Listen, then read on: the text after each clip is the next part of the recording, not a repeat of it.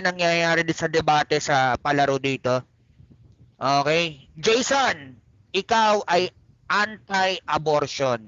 Putong ina. Tapos si Brando pro-abortion. Okay? Game na natin to.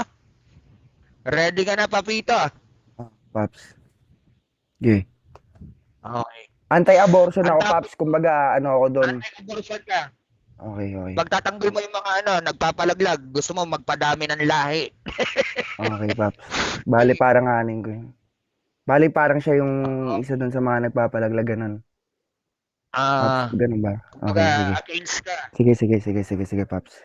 Okay. Di, wala ka nang re-rebatan doon sa sa 1 and 2. Paps. Ito na Sige, yung Paps. topic. Game. Sige, Paps. Game. Dinabasag ka ni Patawa, Apo, Mamerika na. Okay. Para kay Jason na anti-abortion, ang topic. Habang binabanatan si Brando, laban kay Utol Gago, na siya ay pro-abortion. In 3, 2, 1, let's go. Tangina mo ka? Kakapal kasi ng pagmumukha nyo, gago ka. Magpapabuntis ka, tapos putang ina mo yung batang walang kinalaman, ilalaglag nyo na.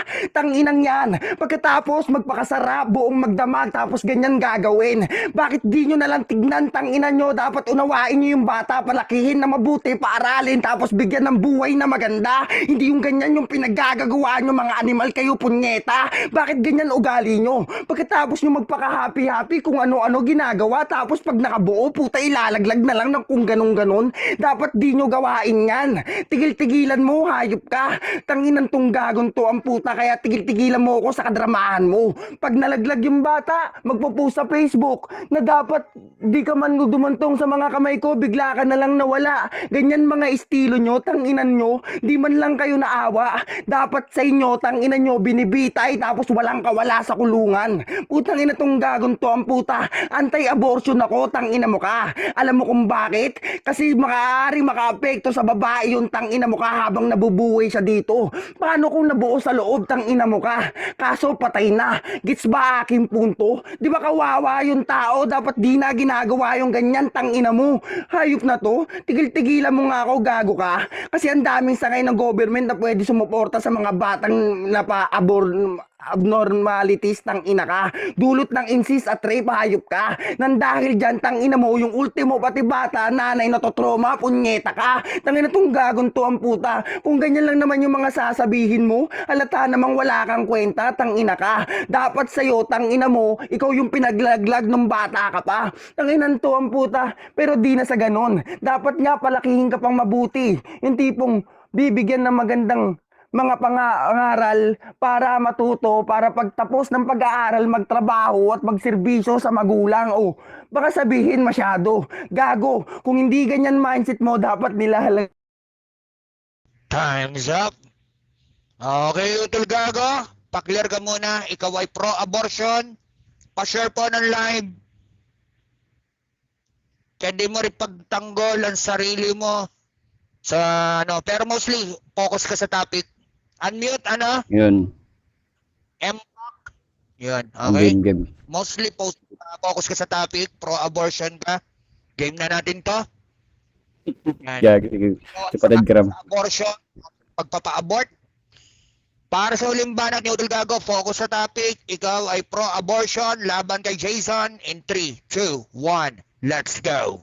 Tangina kapal ng mukha mo, no? Kung yung anak mo nga, di mo pinalaglag eh. Di mo mabigyan ng proteksyon ng mga pangangailangan niya. Kaya nga mas naaawa ako, binibigyan ko pa ng halaga. Putang ina mo kang gagawa, kaya naging pro-abortion ako, putang ina mo. Mas inuunawa ko mo ni pag-asenso ng iba. Bro mo mag-aanak, putang ina, tapos di naman kayang ibigay pangangailangan nila. Taratado kayo, doon pa lang sa topic ko, puta, ikaw agad tinatamaan eh. Paano mo paninindigan yung pagiging ama mo? Putang ina mo kang tarantado ka. Gagawang puta, ikaw nga eh, putang ina mo ka, isa ka dapat sa mga pinalaglag eh. Kasi putang ina mo, sakit mo lang sa mata. Puta, mahapdi ka na. Putang ina ina mo kang gago ka, may kasamang real talk yan, putang ina mo. Bro mo, ang sabi nila kabataan ng tanging pag-asa, pero anong ginagawa mo, putang ina mo? Kaya nahahaluan ng toxic yung Pinas. Putang ina mo kang gago ka, kapal ng mukha mong pagtanggol sarili mo, ulol. Wala kang dapat ipagtatanggol dito, putang ina mo, naging professional lang ako. Putang ina mo, kumbaga, pinagana ko lang yung utak ko na mas kailangan kong unahin yung puta, punuin yung sigmura ng iba, di baling konti. Wag lang marami, sobrang bigat, putang ina mo. Bobo ang puta, ayaw mo napapangaralan, di matulog ka. Putang ina mo kang gago ka, abnormal ang putang ina to.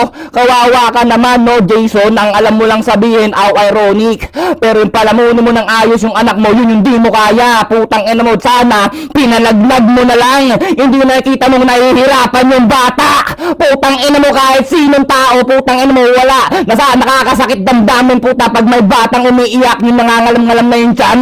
Putang ina mo ka. Ngayon, sabihin mo sa akin, Jason, kailangan magparami na magparami, kantot ng kantot, score ng score na parang basketball, pagtira ng 3 points, takbo. Pukin ng ina mo, dahil sa katulad mong mangmang, dumadami yung putang ina mong patay gutom dito. Tang ina mo ka, dumadami ikaw sa buhay. Hindi kayo nag-iisip, putang ina nyo. Kailangan iniisip nyo muna, putang ina nyo yung pansarili nyo. Puta, okay na, 1 and 2 na anak, puta, pero padami mo, hindi mo kaya. Time.